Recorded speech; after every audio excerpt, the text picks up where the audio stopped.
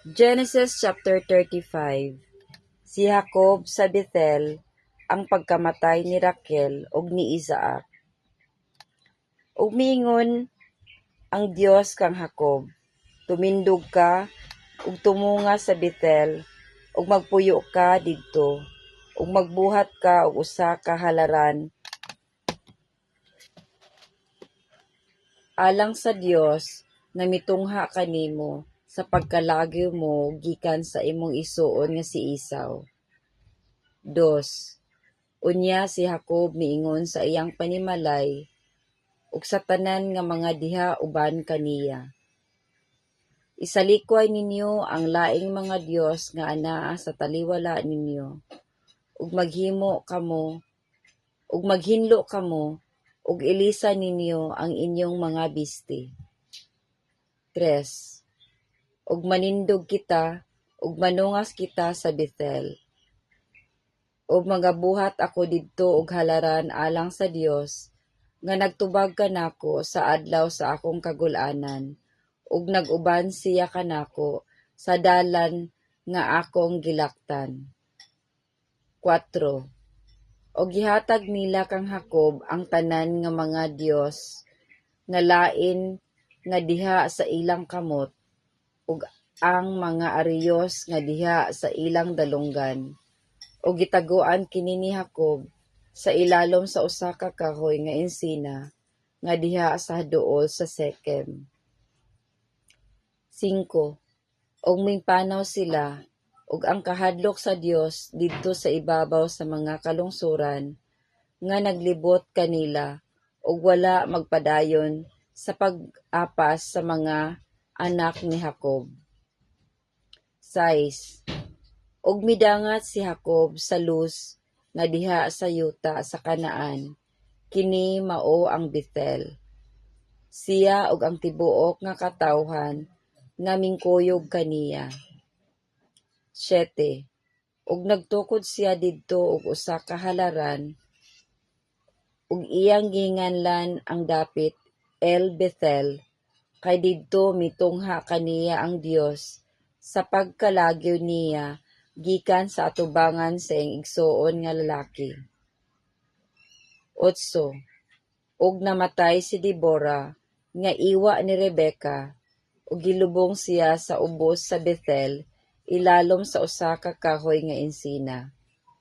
Ug gihinganlan nila ang iyang ngalan Alon Bakoth, kahoy sa paghilak. 9. Ug ang Dios mitungha pag-usab kang Jacob sa pagbalik niya gikan sa Padan Aram ug siya gipanalanginan niya.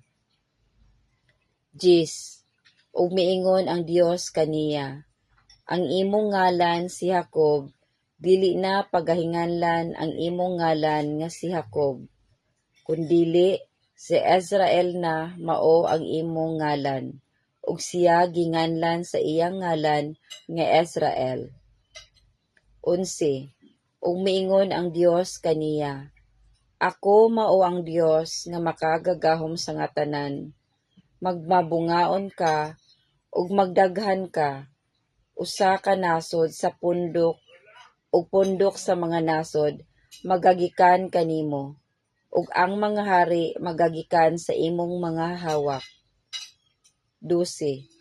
Ug ang yuta nga gihatag ko kang Abraham ug kang Isaac igahatag ko kini kanimo, ug sa imong kaliwatan sa ulahin nimo igahatag ko ang yuta. 13. Ug mipahawa ang Dios gikan kaniya sa dapit diin siya nakigsulti kaniya. 14. Og si Jacob nag-ugbok og usa ka haligi nga handumanan sa dapit diin didto siya nakigsulti kaniya. Usa ka haligi nga bato ug iyang gibubuan og lana ang ibabaw niini. 15. Og kadtong dapita gihinganlan ni Jacob sa ngalan nga Bethel diin nakigsulti ang Dios kaniya. 16. Og mingpanaw sila gikan sa Bethel ug may gilayon pa hangtod sa pag-abot sa Efrata ug si Raquel giul-ulan ug may kakuli sa iyang pag-anak. 17. Ug nahitabo nga sa may kakuli sa iyang tiyan sa pag-anak, miingon kaniya ang mananabang, dili ka mahadlok, kay makabaton pa ikaw og usa ka anak nga lalaki. 11. 18. Ug nahitabo nga sa mihalin ang iyang kalag kay namatay siya, ngaghinganlan niya ang iyang ngalan Benoni, anak sa akong kagul-anan. Apan ang iyang amahan naghingalan kaniya Benjamin, anak sa akong kamot nga tuo. 19. Ug namatay si Raquel ug gilubong siya sa dalan sa Efrata, nga mao ang Bethlehem.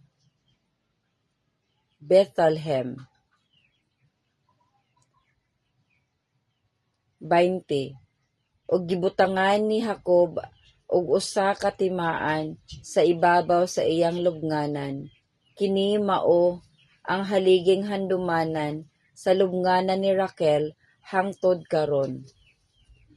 21. Ug mipanaw si Israel ug gibuklad niya ang iyang balong-balong sa unahan sa Tore sa Eder. 22.